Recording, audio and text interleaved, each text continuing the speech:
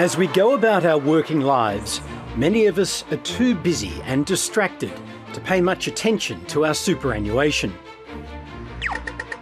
If they're not in a good performing fund, then they can be condemned to a poorer retirement. Compulsory super has turned us into a nation of serious savers, collectively investing $2.7 trillion. The money's pouring into superannuation. It's pouring in. That's more than enough to buy all the companies on the Australian Stock Exchange.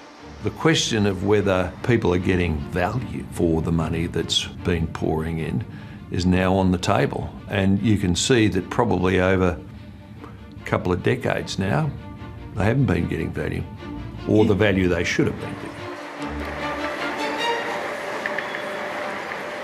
This is quite serious in Australia, where we have compulsory superannuation, which is itself a very complicated structure and involves interacting with risky asset markets and a lot of things that people otherwise wouldn't be thinking about or taking on.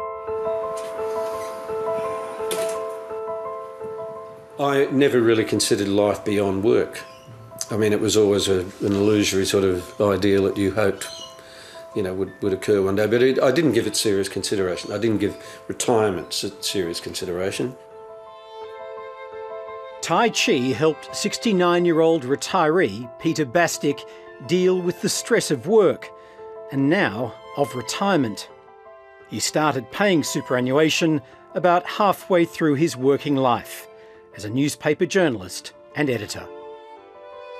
Certainly equilibrium is something that is very heavily tested. Yeah, superannuation just wasn't on my horizon. And, for that I'm personally negligent because, I'm living with the consequences of not having a larger nest egg.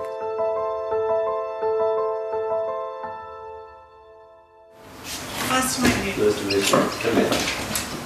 Come here. Like many Australians, Peter has always found superannuation confusing. And it's a pressing issue now that his health is failing. Accountant Jenny Lynn has come over to help him make sense of it. Most people would pull all of their super out and pay off their mortgage and then live on the age pension. Well, I still have an outstanding mortgage, which would well and truly eat up not only that, but also my other assets. Yes, that's the letter there, yeah. Peter's old paperwork reveals that when he changed super accounts, he was asked to pay a one-off advisor fee of more than $2,500. That makes me irate that's happened. Well, I have no recollection of meeting an advisor, financial advisor. And there's no names of any advisor on any of these forms, so... It seems like a huge slug to me. Peter's situation is quite typical in that he worked through a period where he wasn't earning superannuation and then went into several employers that paid superannuation, but he was never interested in his superannuation. It always just happened. The problem in superannuation is this. For most people, they don't choose to go into it. The money is taken out of their wage by law. They know they can't get hold of it for 20 or 30 or 40 years.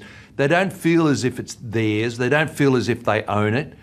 The government concentrated on getting money into superannuation by law, but didn't show much interest in what happened to it. Basically said, now it's someone else's responsibility. A plan that's either a multi-billion-dollar blunder or one of the most far-sighted and progressive policies in our nation's history. It's a relatively small, affordable, manageable cost which will give Australian workers a decent standard of living in retirement and build a pool of national savings. There are going to be literally billions of dollars spewing forth from superannuation companies every year. The foundation of Australia's compulsory super system was the accord struck between the Hawke-Keating government and the union movement in the 1980s. Like many other significant social reforms of the 80s and the 90s, that grand compact between government, employers and the union movement delivered and created the superannuation system. Workers gave up a demand for a 3% pay rise and put that money into superannuation instead.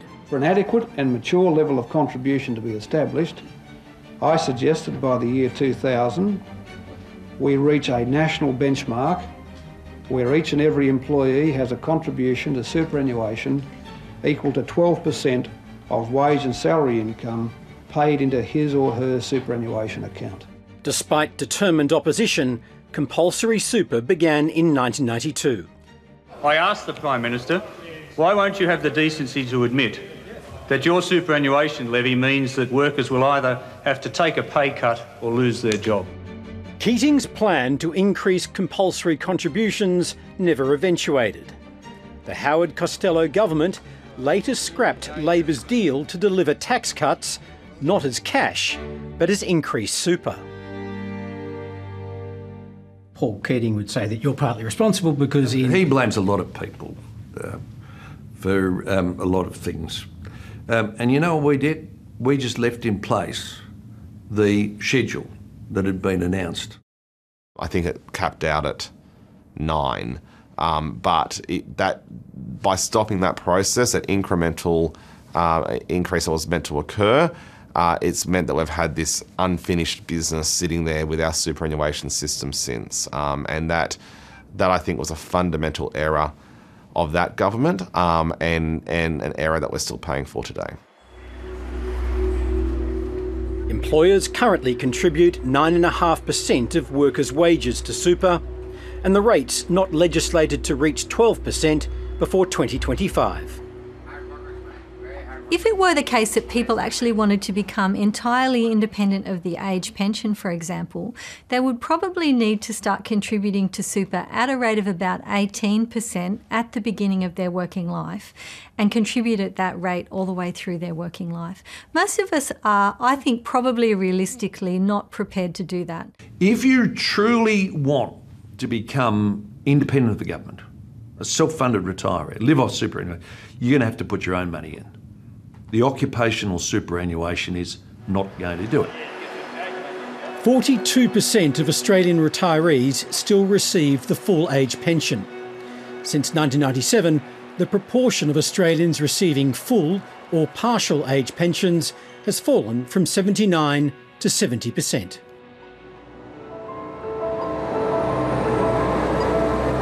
I really thought that I would just keep working and then just one day I would just die. But it sort of didn't work out like that. I didn't expect to be, 81 now and still be alive and still needing things, still enjoying shopping, everything like that, where you need money. In her 80s, Robin Doherty lives in Sydney entirely on the age pension.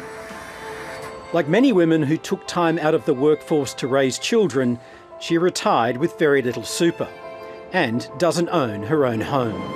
The system, I think, has failed working women, and one of the big flaws in the system was not recognising that inequity in the original design of the system.